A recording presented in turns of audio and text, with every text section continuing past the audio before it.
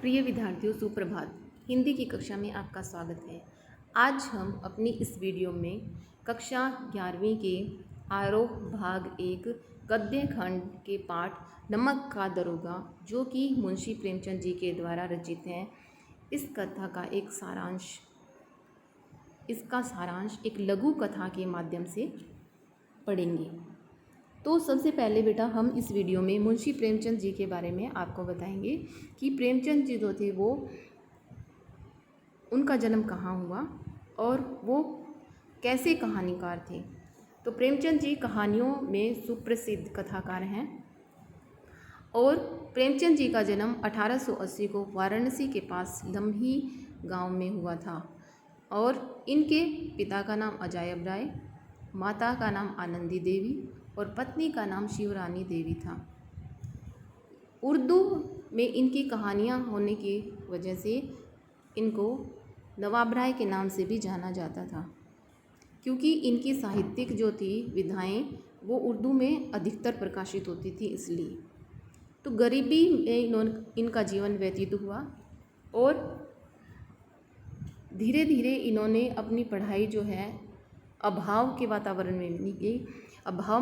में रहते हुए भी अपनी पढ़ाई को जारी रखा और शिक्षा विभाग में डिप्टी इंस्पेक्टर के पद पर भी ये नियुक्त हुए। तो इनकी कहानियों का एक विशाल संग्रह मानसरोवर नाम से भी प्रकाशित है। इनका निधन 1936 ईस्वी में हो गया था।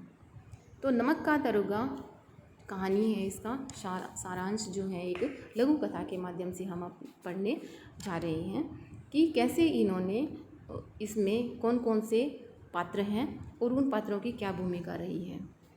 तो चलो आइए पढ़ते हैं।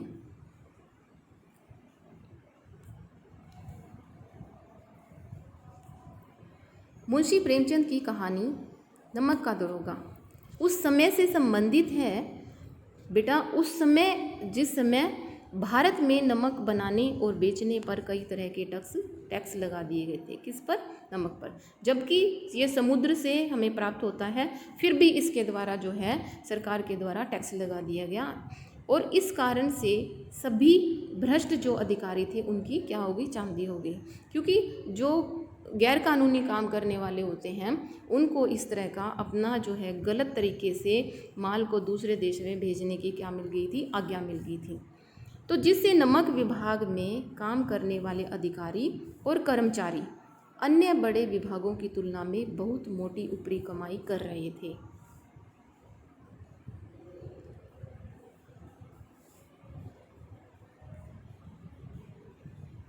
तो इस कहानी के मेन जो पात्र हैं वो कौन है? मुंशी वंशीधर जी। कौन है इस कहानी के मुख्य पात्र? मुंशी वंशीधर जी हैं, जो एक निर्धन और गरीब परिवार के सदस्य थे। तो इनके पिताजी ने जब ये नौकरी करने लगे थे तो ये कहा था कि बेटा, परिवार में जो आय होती है, जो हमें सरकार से मिलती है, वो एक मासिक वेतन होता है, जो एक पूर्णमासी के चांद की तरह एक बार दिखाई देता है और उसके बाद सभी खर्चे जो है उसमें करने के बाद, सभी खर्चे करने के बाद जो है वो सिर्फ थोड़ी सी कमाई बच जाती है। तो आपको ऊपरी आमदनी का भी सहारा लेना पड़ेगा। तो वो क्या हो गए? परिवार के इकलौते कमाने वाले व्यक्ति थे। तो कहते हैं कि किस्मत से मुंशी वंशीधर को नमक विभाग में कौन से पद पर कार्य मिल गया? दरोगा के पद पर, जहाँ से वो कहते हैं कि गैर कानूनी तरीके से भी पैसे कमा सकते थे।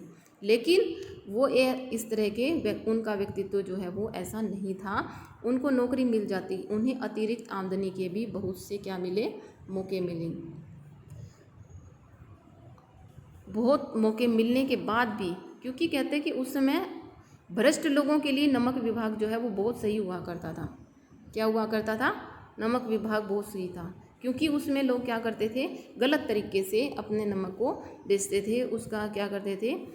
एक दूसरे देश में किया जाता था, भेजा जाता था गलत तरीके से।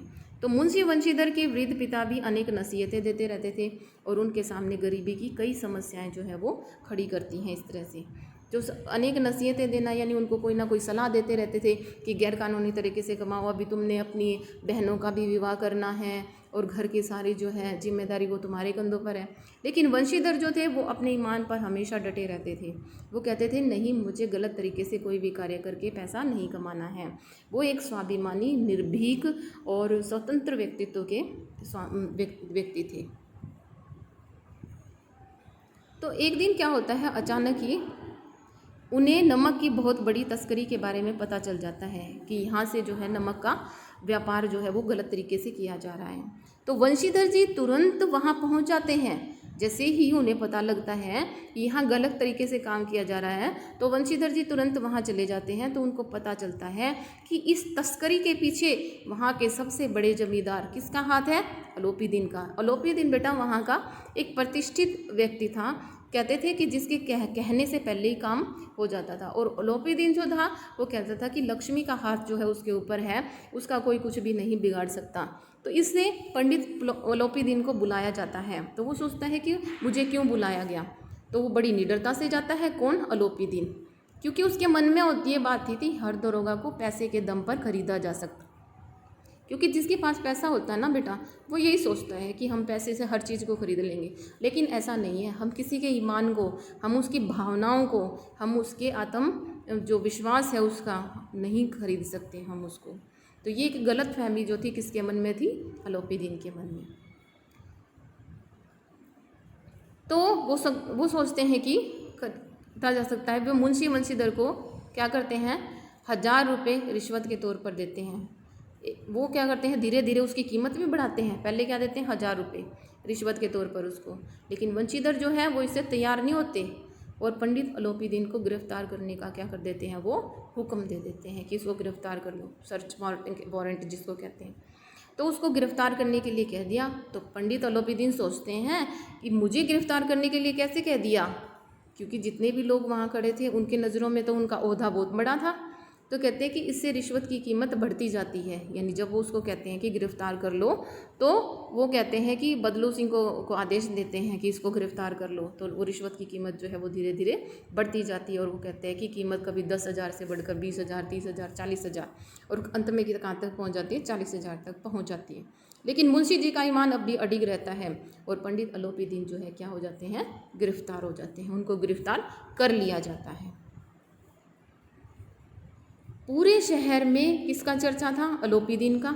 तो उनकी क्या हुई? काफ़ी बदनामी हुई और बेइज्जती भी हुई। क्यों? क्योंकि उनको गिरफ्तार कर लिया गया। तो एक प्रतिष्ठित व्यक्ति को जब गिरफ्तार कर लिया जाता है तो इसका अर्थ यही है कि कुछ बड़ा ही काम हुआ है, कि कुछ बड़ी गलतफहमी है या कुछ गलत फहमी है। तो इसके बावजूद पैसे के दम पर पंडित जी अदालत से बरी हो जाते हैं और अपने रसूख से मुंशी वंशीधर को नौकरी से हटवा देते हैं। क्योंकि उनकी इतनी तो चलती थी कि वो वंशीधर को नौकरी से हटवा दे।